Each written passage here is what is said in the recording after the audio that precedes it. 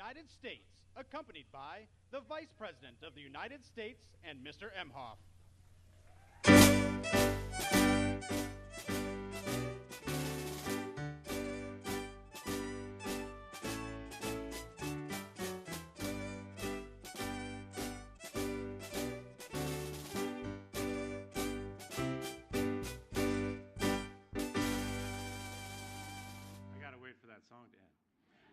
Good evening. It is my honor to be standing here with President Biden and Vice President Harris.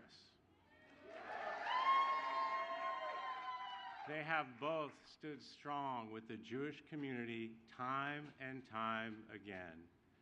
There is no one fighting harder to combat hate and to unite our country. To all of our esteemed guests, it is so great to join you for a Jewish American Heritage Month celebration at the White House. Tonight, we've come together to celebrate our heritage and honor our culture, to reflect on the invaluable contributions of our ancestors and the Jewish leaders of today.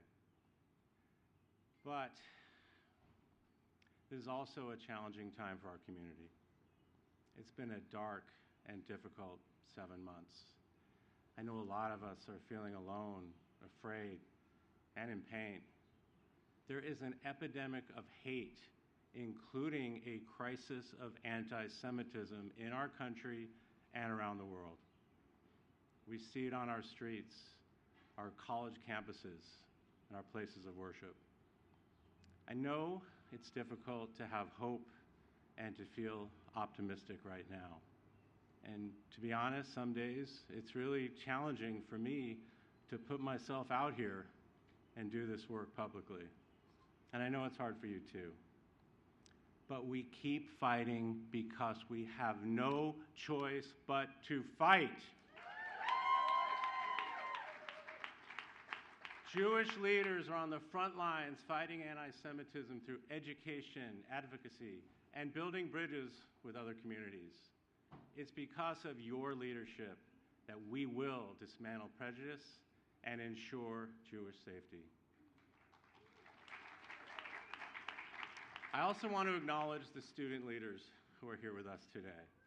You have stood up to hate and anti-Semitism on college campuses. And on behalf of our nation, thank you for your courage. And let me be clear, we have your back.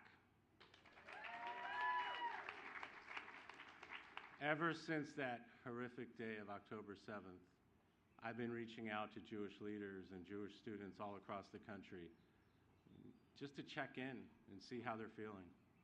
And in each of these conversations, my message is always the same. We still need to find and embrace that Jewish joy. Joy is what I remember most about growing up Jewish. And it's what I've felt in some of my favorite moments as second gentleman, like returning to my Jewish summer camp and reliving the memory of being voted most athletic. Or when I attended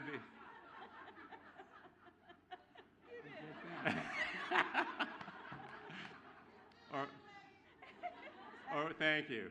Or when I attended the BBYO International Convention and spoke with, there you go, with next generation of leaders about how proud they are of being Jewish. And when the Vice President, my wife, and I affixed the first ever mezuzah on the door of the Vice President's residence with our entire family there. And honestly, I think it's one of the only times I've ever seen my father cry, was during that moment. So it's that same feeling of joy I want everyone to experience, especially our young people, because we cannot live in fear. We cannot be afraid. We must always raise our voices and live openly and proudly as Jews. Last year, before my trip to Poland and Germany to recognize International Holocaust Remembrance Day, President Biden pulled me into the Oval Office. He shared with me his memories of visiting the Dachau concentration camp with his children and grandchildren. and also how angry his father was that the Allies had not bombed the train tracks leading to the concentration camps. Then, in the immediate aftermath of October 7th, I stood beside President Biden as he condemned the pure evil Hamas unleashed into the world and staunchly proclaimed his support for the Jewish people and Israel. He reaffirmed America's ironclad commitment to Israel's security, and that hasn't changed.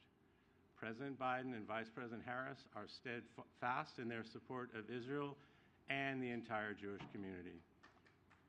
Thank you.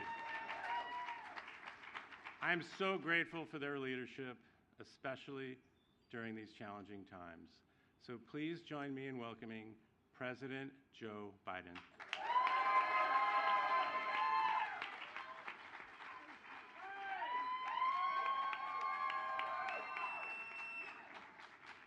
Well, thank you, Kamala and Doug.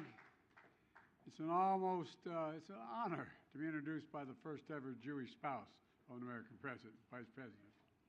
It's also have with us the Attorney General, members of Congress, including Majority Leader Chuck Schumer, who will be here soon, Representative Debbie Wasserman Schultz, who is responsible for this occurring, having sponsored this early on, back when she was 12 years old. And all of you here, welcome to the White House to celebrate the extraordinary contributions of Jewish Americans to the nation. Look, the story of the Jewish people is a story of resilience, absolute resilience, from pain and persecution to hope and delight, even in the darkest times. The story that endures. Throughout our history, Jewish people helped define and expand the singular idea that binds us together as Americans. It's not hyperbole. Freedom. Freedom.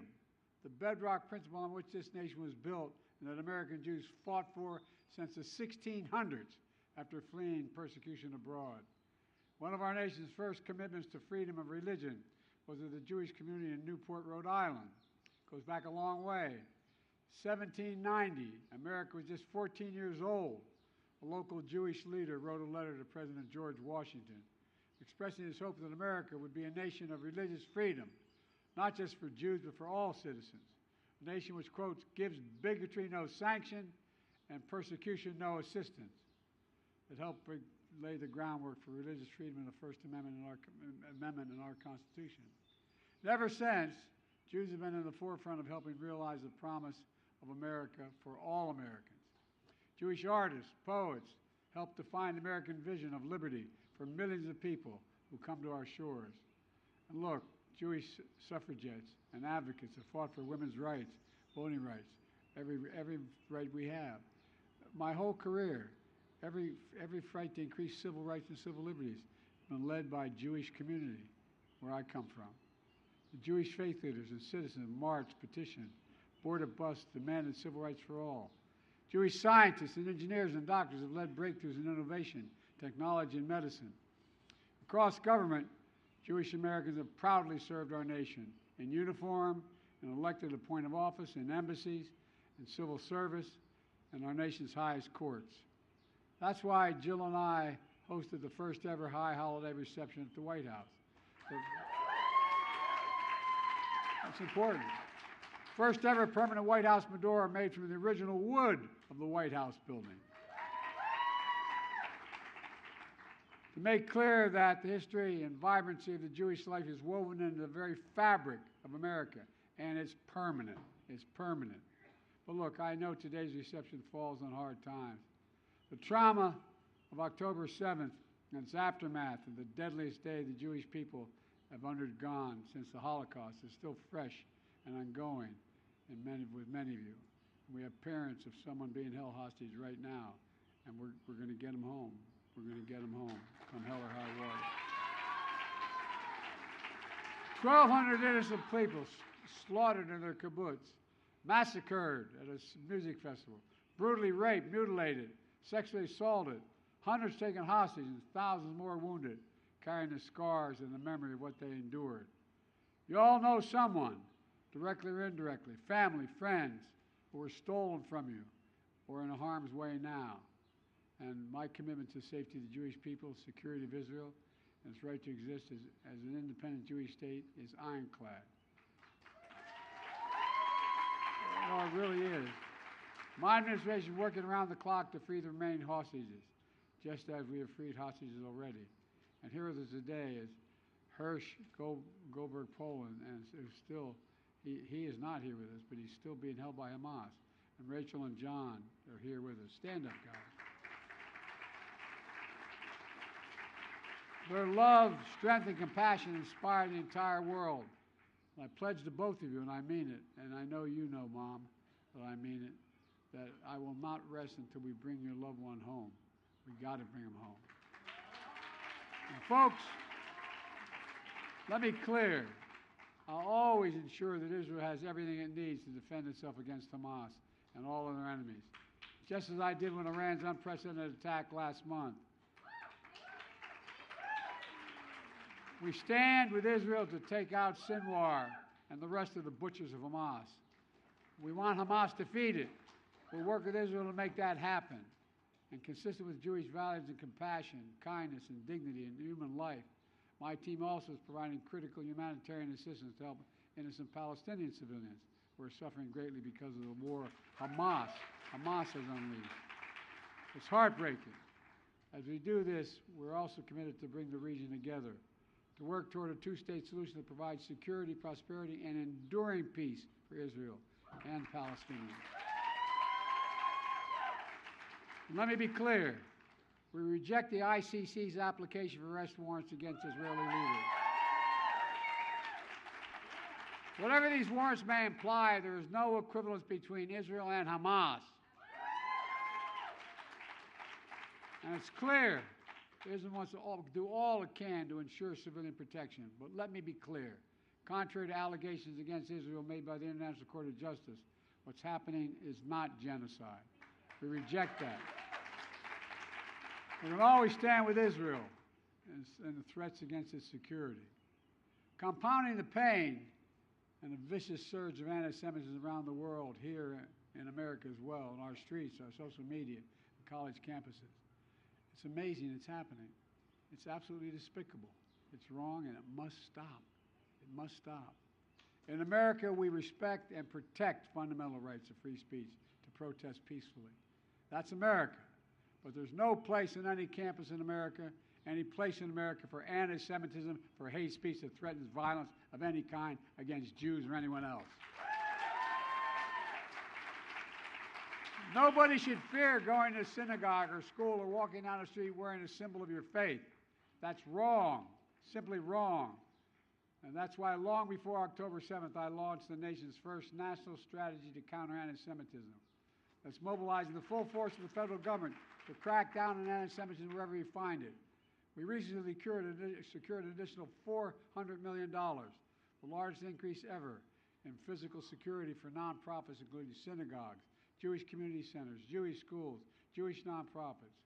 My Department of Education has put colleges on notice that anti-Semitism is discrimination prohibited under Title VI of the Civil Rights Act, period. And the department has to investigate discrimination aggressively. That's my special envoy to monitor cabinet anti-Semitism, Deborah, you all, where is Deborah here? Deborah, thank you. Lipstadt for furthering our efforts to all around the world. It matters. This matters. To the Jewish community, I want you to know, I see your fear, your hurt, and your pain. And let me assure you, as your president, you are not alone. You belong. You always will belong. Let me close with this. In moments like this, we do well to remember that this ancient story of Jewish resilience endures because of its people. That's what today's all about. Feeling the joy and pride of community, honoring the beauty of your unshakable faith, and celebrating heritage and legacy of Jewish Americans who continue to enrich every single part of our life. So thank you for what you've done for America and for the whole world to make it a better place.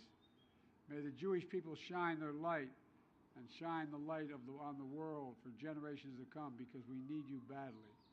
So God bless you all, and God protect our troops. Thank you for being here.